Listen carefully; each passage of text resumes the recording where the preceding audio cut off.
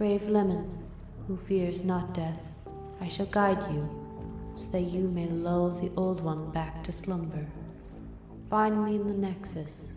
It is there we shall begin our work. Hey, it's Lemon. Welcome to the Backlogs. Today, we're going back in time, through the unvanquishable fog to Demon Souls. Because the Firebomb saga must always continue, and the will of the goddess is absolute. The rules of the run are the same as always. The only direct damage I can do is through Firebombs. Indirect damage through traps and level design are allowed, but that's it. For those of you unfamiliar with Demon Souls, let me just give you a heads up now. This game is clunky. Think Dark Souls 1, but with even more jank. That's what we're dealing with today. This game also contains some of the most gimmicky bosses in the entire franchise, so while I normally feel pretty confident with Firebombs in hand, not so much this go around. Well, let's see what we're up against. Vanguard, huh?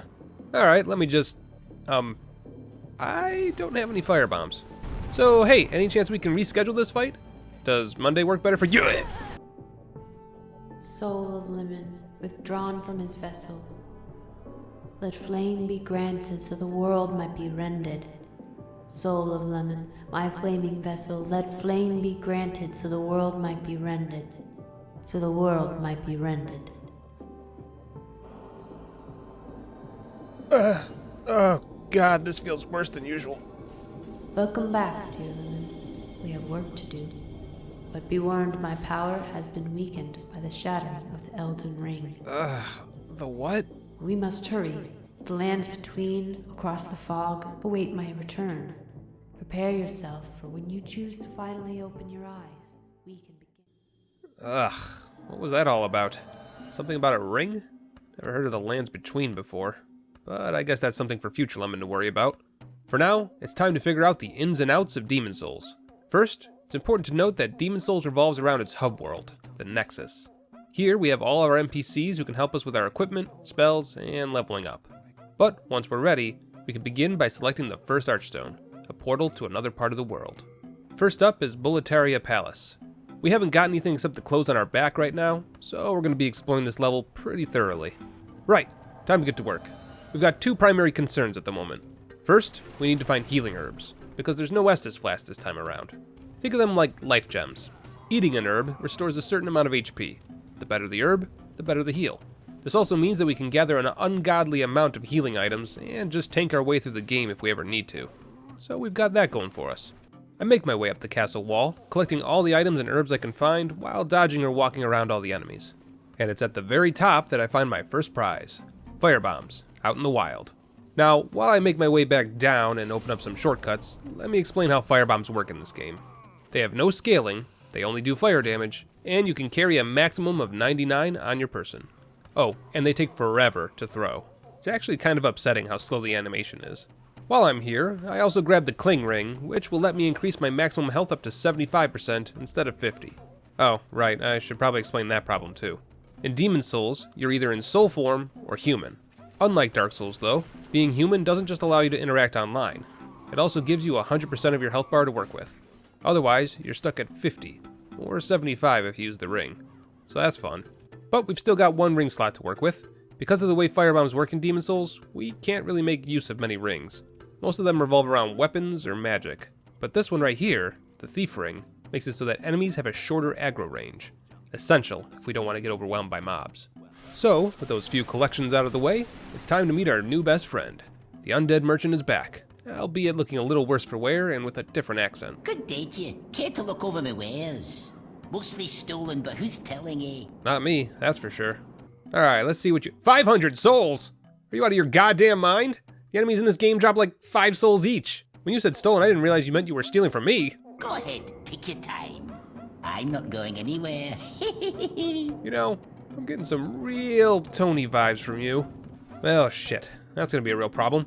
Guess we'll have to find a way to grind out some souls. Ha ha! Nailed it. But hey, at least we've got something we can use. That's a little over 100 souls for free right there. There's also this bridge here, which is absolutely full of enemies. It's a real pain to navigate, what with all the stabbing and shooting, but if you can manage to group them all up in the center of the bridge, we can relive everyone's favorite grinding spot in Dark Souls 1. Yeah, that's more like it. Boy, I can't wait to see how many souls we get from that. Have some pie, it's cinnamon?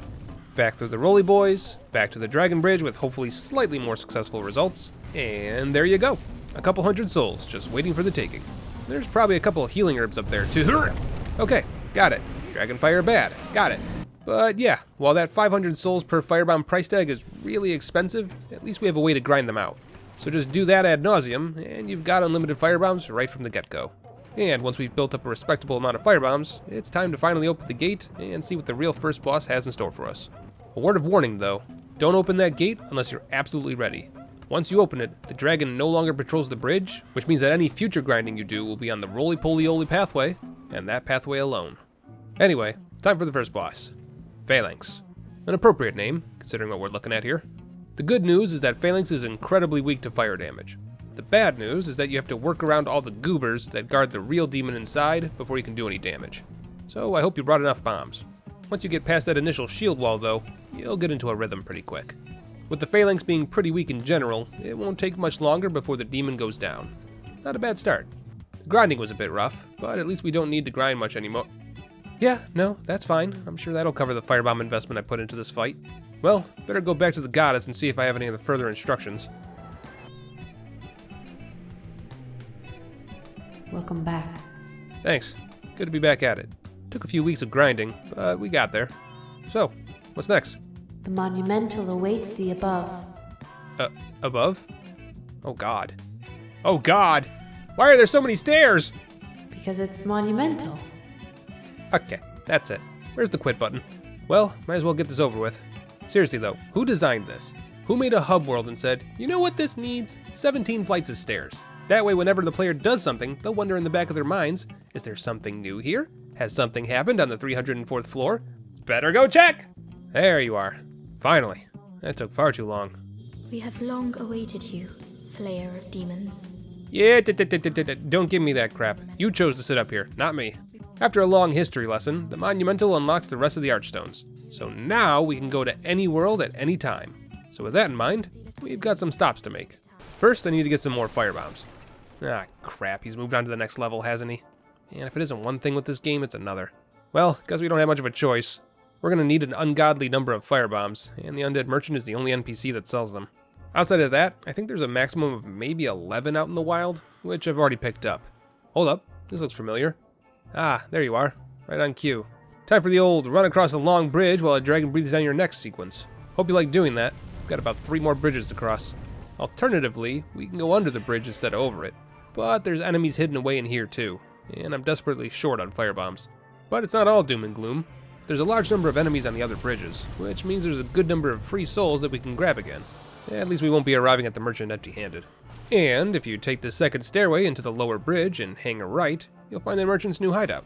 He's got a little friend hiding down the tunnel, but so long as we tuck ourselves into the wall, he shouldn't bother us too much. Ah, we meet again. Fancy that. God, still as expensive as ever. At least they're not going up in price. Looking at you, Bloodborne. Well, we're not going to be able to use boss souls for anything else. Might as well spend all my cash on Firebombs until we find a better renewable source of income. Alright, all my souls popped, and we can afford a whopping 9 more bombs. Great. Really happy about that one. Well, at least we've still got one more bridge of Dragonfire to work with. And with that cleared, it's time for the boss of World 1-2, the Tower Knight, and his band of merry men. Yeah, this is not going to be a good time. The normal strategy is to immediately run up the stairs and kill off all the crossbowmen, but I don't have the supplies for that. So we're just going to have to try to burn down this walking heap of iron while constantly dodging bolts. Should be fine. Now we could just throw all our firebombs at Big Boy's ankles. If you do enough damage, he eventually tips over and gives you access to his head, which is his weak point. But after an accidental misclick, I realized that firebombs are, in fact, a ranged weapon, which means I can skip the ankle biting altogether and just go straight for the head and body. It's not massive damage by any means, but it's more than we get from hitting the heels. In all honesty, this fight is extremely easy. Tower Knight himself is too big and slow, and his shield tends to get in the way of the crossbowmen's bolts too. It's just a matter of having enough ammo. And funnily enough, I guess my firebombs were somehow hitting his ankles after all, because he topples like a sack of bricks towards the end of the fight. Rather gracious of you. Don't mind if I do. And with that, that's World 1-2 cleared. Oh look, his merry men die automatically. Kinda dramatic, but whatever. And with all those loose souls and the Iron Demon soul gained, it's time to go on a shopping spree. Hey boss man, you know what I'm here for. You still stocked on the goods or— Whoa! Whoa! That came out of nowhere, are you alright? Hello, what can I do for you?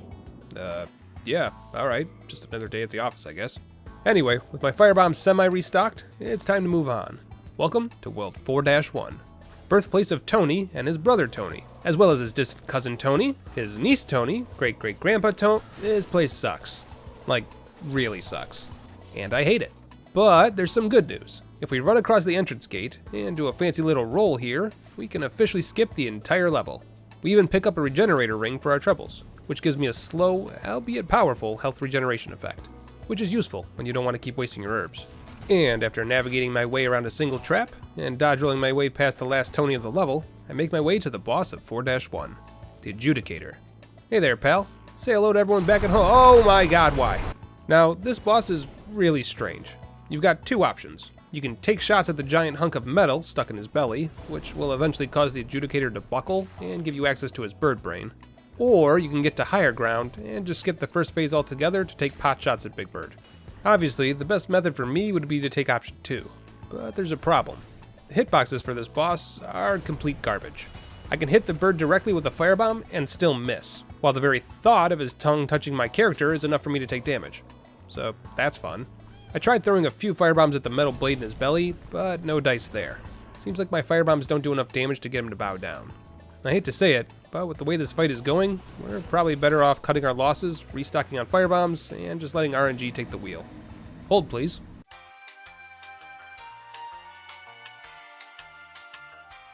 Okay, that should be enough. Where were we?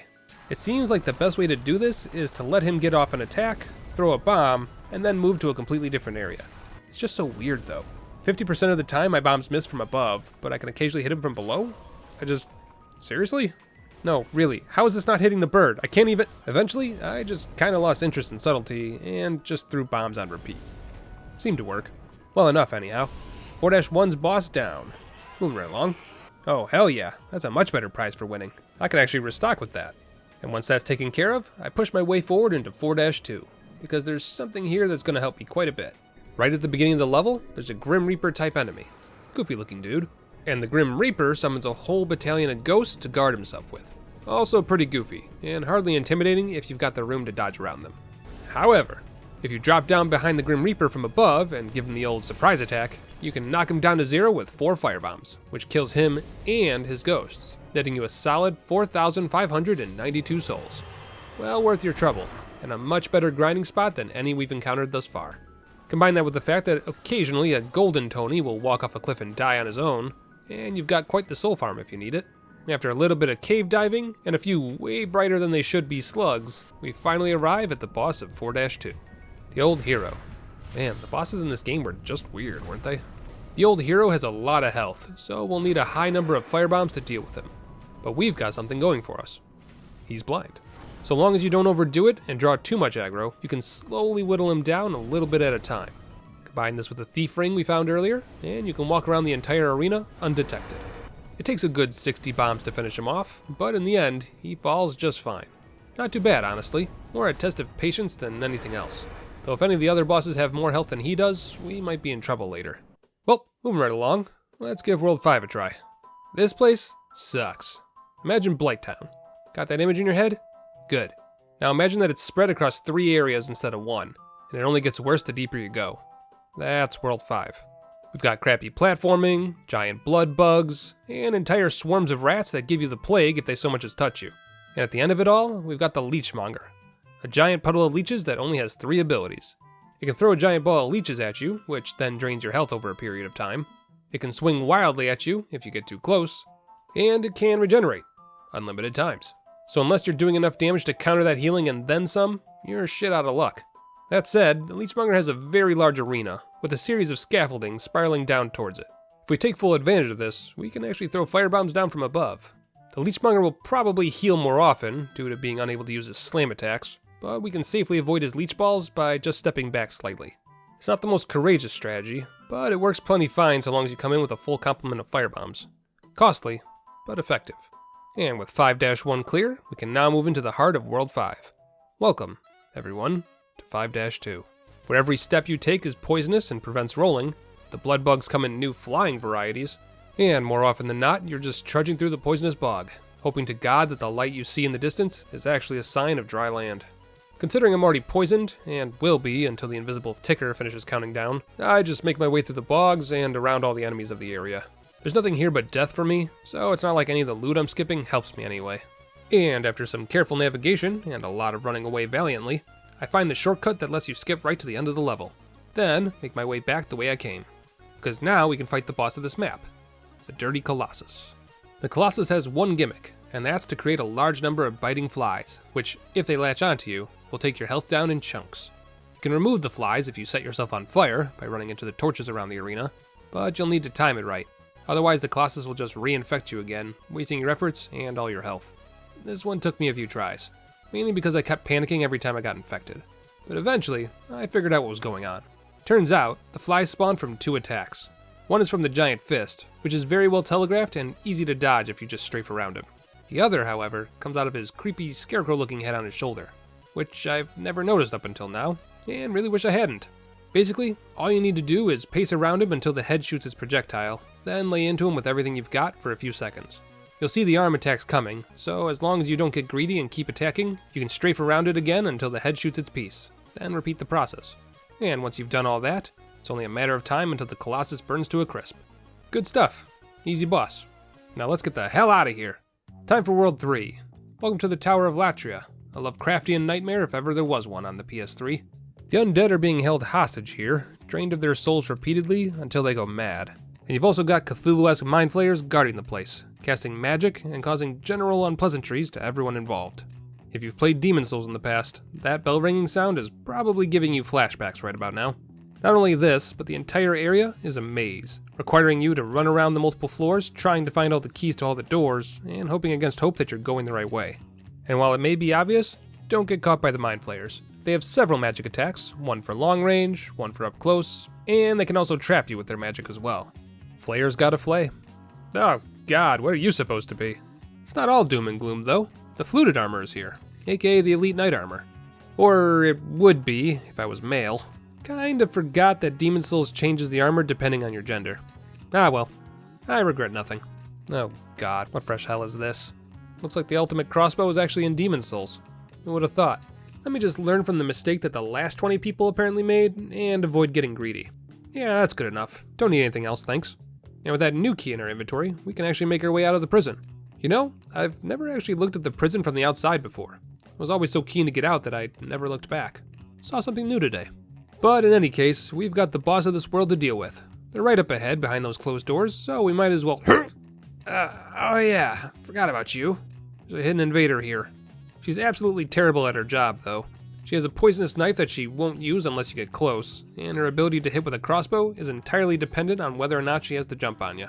If this is a glimpse at what the crossbow only run for Demon Souls is going to be like, I'm in for a really bad time. Speaking of bad times, let me make one quick stop before we fight the boss. There's a hidden NPC above the boss arena who constantly revives the next boss if he isn't killed. Needless to say, we can't have that. There we go, one less gimmick to worry about. And with that, it's time to fight the Fool's Idol. It's a simple fight, so I'm not too worried about this one. Imagine, if you will, that you're fighting Pinwheel. But now, Pinwheel's clones all have actual health bars, shoot decently damaging spells at you, and Pinwheel himself lasts about 6 rounds instead of 1. That's the Fool's Idol. Thankfully, it's pretty easy to tell which one is the real idol. Just throw firebombs at the one that shoots the largest spell. Oh, and watch out for the traps. Could end badly for you if you're caught out in the open. In the end, it doesn't take that much effort. Fool's Idol down, and World 3-1 cleared. But that's not the end. Oh no, we've got 3-2 to deal with now, and look who's come to take us there. That's right, it's the Cheese Demons. Or, well, their predecessors anyhow. They're a bit more gargoyle in nature, but they're more or less the same thing. And if you thought 3-1 was spoopy, 3-2 is worse. For one thing, you got this giant demonic heart thing just sitting in the middle of the map. What's it do? Why is it here? I mean, obviously it's here to block my progress or to explore the rest of the map, but really what's it? Speaking of exploring the map, really glad I got to do that. Not only did I have to climb even more stairs, what is it with this game and stairs? But I also had to share an uncomfortable moment before getting on an elevator, and then another uncomfortable moment on the elevator itself. Seriously, Cheese Demons, read the room. I got places to be. But man, look at this place. I know it's the PS3, and I know this is some early 2000s graphics, but jeez, talk about wild. Oops, looks like somebody forgot to attach those chains to the rest of them. It's fine. I'm sure I'm the only one that's ever looked at them. I murder a few worshipping dreglings, which in turn frees one of the chains that's holding up the gigantic Lovecraftian chest thumper. One more ought to do it, which means it's time for the second half of the level, which is down off the aqueducts and rafters we've been clambering around on, and down into something else. Welcome to Blighttown's older brother, the Blood Swamps. Not only does this place have grotesque fungus growing everywhere, but it also has whatever the hell these are. Oh, and don't get me started on the writhing red tentacles all over the place. Yep, super thrilled to be here, so glad I made it out. Eventually, after much scurrying about, I find the second chain link tower and its worshippers. And once that chain is loosened, there's nothing holding up the heart anymore. And once it falls down, we should be able to access the boss of this area. Does it have fucking hands? Whoa, time out. Nobody said anything about that Niper having fucking hand. Anyway, up the stairs, for there is always stairs, until I reach the fog wall and the boss of 3-2, the Man-Eater. This thing is a chimera of sorts. Beastman in the front, snake body and head in the back. The Beastman primarily focuses on lunges and slam attacks, while the snakehead focuses on casting magic missiles or buffing itself so that it can do more damage. Beastman also has an area of effect attack, where he can blast entire areas with magic damage. So that's fun. But you know what's even more fun? Realizing that there's actually two of them. Yup, that's right. One of these beasties wasn't bad enough. You need to fight two of them at the same time. And at only 82 damage a pop, we're gonna be here for a while. In fact, on my first attempt, I used up half of my bombs without clearing either Man-Eater. To be fair, I was missing quite a bit with some pretty wonky throws and poorly judged free aim attempts, but still, not a good sign. Thankfully, I was able to prove that you can burn both hull and oats at the same time with a single firebomb. But this doesn't happen very often, since one Man-Eater tends to be flying around trying to get behind you, while the other plays offense. And you'll need to pay attention to both of them. If one of them is able to buff themselves and then hit you with one of their stronger attacks, you can kiss that run goodbye. Not gonna lie, I was getting pretty nervous about this fight. I had to try over and over again, and my bomb to damage ratio was pretty awful. If 99 bombs isn't enough to take these two down, there's not much more we can do. Unlike future installments, we can't just drop firebombs at the fog wall and hope to pick them up from inside the arena. The travel to and from the Nexus ruins that for us. That said, all hope isn't lost just yet. My aim is still pretty terrible, so we might be just losing a large number of firebombs to bad throws. And also, if you aim well enough, you can knock the snake tail off of each of the bosses, which means half of Nelly Furtado's attacks simply disappear from the fight. It took a lot of fiddling with the mechanics and several unfortunate dates with gravity to figure out, but I eventually came up with a strategy. First, save your throws. Wait for very specific animations, like the slam attacks, and throw a single firebomb as soon as you dodge past it. This will guarantee that you can get a hit in, while simultaneously giving you enough time to dodge the next attack. Second, run, and run often. In the off chance that one of the Man-Eaters gets buffed, you're better off running from one side of the arena to the other, rather than trying to hold your ground. The buff doesn't last long, and it'll give you time to regroup and heal as needed. And 3, play defensively. The Man-Eater's hitboxes are pretty wonky, just like everything else in this game, so you're better off waiting for the right moments to strike, rather than trying to create opportunities. It took several tries and far too many firebombs to count, but eventually I got a run where I was able to knock one of the Man-Eaters out of the fight. And after that, all I had to do was continue to apply my 3 rules of engagement. And with 10 firebombs to spare, the final Man-Eater went down. Could have gone better, but hey, a win's a win. And with that done, we've only got one more world to explore. World 2, the Stonefang Tunnels. Thankfully, I was supposed to come here a long time ago, and I've been able to get a few levels into my health and stamina since we started this run. The enemies here just don't have the same bite they would have had we gone in chronological order. That said, this is still a Souls game. Even beginner enemies can take you down if you're not careful enough. I make my way through the mines, ignoring as many enemies as I can, while flipping as many switches as I can find. And eventually, after a significant amount of dodging and weaving, I find the final elevator leading to the boss of 2-1. Say hello to the Armor Spider, a giant mechanical spider that shoots fire and webs. Though it looks intimidating, this fight is actually really easy if you know what you're doing. The trick is simple. Run up into its half of the arena, then pick a side and stay there. With ranged weapons, all you need to do is stay out of range of its limbs, and you'll be golden. On occasion, the spider charges up a large flame attack that requires you to run all the way back to the fog wall to avoid it. But it's a minor inconvenience. Just run on back to the spider after that attack ends, and proceed to throw firebombs. I will say I was a bit worried that the bosses of World 2 would be a problem, since they're all fire related, hence why I saved this world for last. But clearly my concerns were misguided. So with that in mind, let's push on to World 2-2. Now, normally there's an entire level you need to explore, but it's full of magma, firebugs, and Patches the motherfucking hyena. So instead, let's just clamber on down some rickety scaffolding. Do this for about 3 or 4 heart-stopping minutes, and you'll skip the entire level. And just like that, we're here. Time for 2-2 to meet its maker. Confidence. Confidence is key. We got firebombs on our side. How can we lose? Oh no. That's a lot of fire. Well, if there's one thing I've learned from all of these runs, it's that my firebombs burn hotter than any... Oh no. Maybe I just missed? Fuck. Okay, so Flame Lurker is a bust. Maybe we just need to go kill the other bosses. Yeah, we've still got the boss of 1-3 to kill. Let's go do that. There we are, back again. Now we just need to head through the fog wall and... What? We need to kill an archdemon before we can push forward. Alright, well, I was going to hold off and kill them all in one go, but I guess now is as good a time as any. The archdemons are essentially the big bads of each world. Creatures that have absorbed so many souls that they become demons themselves. Ironically, the first archdemon I'm going to fight isn't a creature at all, but rather a priestess. Leave us, slayer of demons. No, I don't think I will. First on our list is the Maiden Estrella, and her noble knight Garl Vinland. The gimmick for this boss battle is simple. Estrella is hiding in the swamp, while Garl stays here and protects her. But if we just play a little bit of Red Rover with Garl Vinland here, we can sneak past him and make our way down to Estrella, skipping the first half. She's clever enough to hide in the deeper swamp area, where I can't dodge and I'll inevitably catch the plague. But if we can do enough damage, maybe it'll be okay. Well, it's not great damage, but maybe if we circle back and... You can heal? Well, that's out. Even with the knockback that firebombs do, she's able to power through and heal herself. And even if she weren't, she would just heal herself as soon as we ran off to avoid the knight.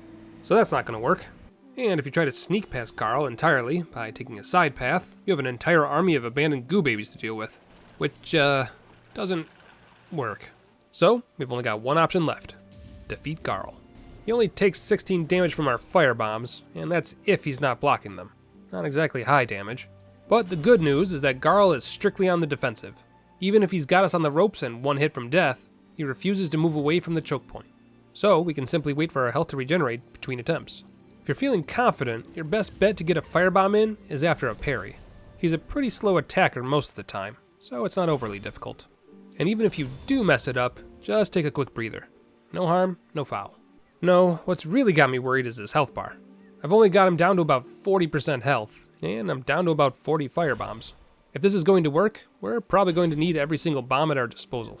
But that's alright. So long as we can kill Garl, Estrella will actually die voluntarily afterwards. She simply can't live without her knight in shining armor. So, all we need to do is wait it out and... Did you just... Well, there goes 30 minutes of my life I'm never gonna get back. Okay, well, shit, Estrella's out. How about the old monk? Surely this absolute bozo is defeatable. I mean, come on, how bad can he... Oh god, no. So not only is my damage absolutely piss poor, but the old monk can dodge like crazy. And will. Constantly. And you can't trick his AI by not locking on. He rolls as soon as you throw a firebomb, regardless of whether it's aimed at him or not. Combine that with some wonky hitboxes on top of it all, and my firebombs are just getting wasted left and right. I guess we could try the Garl Vinland approach. You know, squeak in a parry and then throw a firebomb as a riposte. But I have a sneaking suspicion that won't actually help us here. Yep, just as I thought. The old monk has 1,876 health, and I'm doing 16 damage. 16 times 99 is not 1,876. Not even close. Which means, no matter how hard we try, and no matter how many parries I pull off, there's literally no way to kill the old monk with our damage. And before you start commenting down below about the ways to increase my damage, let me just save you the comment. Firebombs are completely uninfluenced by all the usual methods of damage increase. This includes spells, rings, weapon special effects, and any other variety of nonsense that we could normally do. And I hate to say it, but that means we've only got one archdemon left to attempt. The Storm King. I was already dreading this one, but now I know for sure. Maybe it's all the heavy armor I'm wearing, but my throwing arm in Demon Souls is absolutely pathetic. We're talking junior T-ball leagues of distance here. I can't even clear some of the closer mobs. How the hell am I supposed to hit the Storm King when he does a drive-by 50 feet higher up? And even if I could hit the Storm King's minions, the sheer number of them and the fact that they're constantly firing projectiles in a staggered fashion means I can barely ever get a shot off, let alone hit them before they move. I can't... What do I do? It can't end like this. Can't you see you've fallen for their trap? Oh god, you're right. This whole time I've just been a rat in a maze, haven't I? There's no way into this building. No way out. I was never supposed to succeed. only suffer. All of these souls, all of these worshippers, were they just like me? Did they follow the goddess to this cursed world? A world where fire can't stop the fog? No, hold on. The goddess wouldn't put me here just to suffer. This is a test, isn't it? A test of my faith. A test of my resolve. What was it she said, right before we last spoke? Prepare yourself for when you choose to finally open your eyes. We can begin our final task. I should have known. Forgive me, goddess. My eyes were yet to open. But I'm ready now. After all these months, years even, I'm finally ready. For as the Firebomb Academy teaches us, the goddess's light always burns brightest in the dark, but only for those who know what to look for. I've heard the words, I've performed the rituals, and I've rendered this and every other world I've come across in accordance to the teachings. There's nothing else to learn. No lands left unmarked by the flames, except for one. It's time. Time we visited the lands between, and made its inhabitants rue the day they stumbled from the path.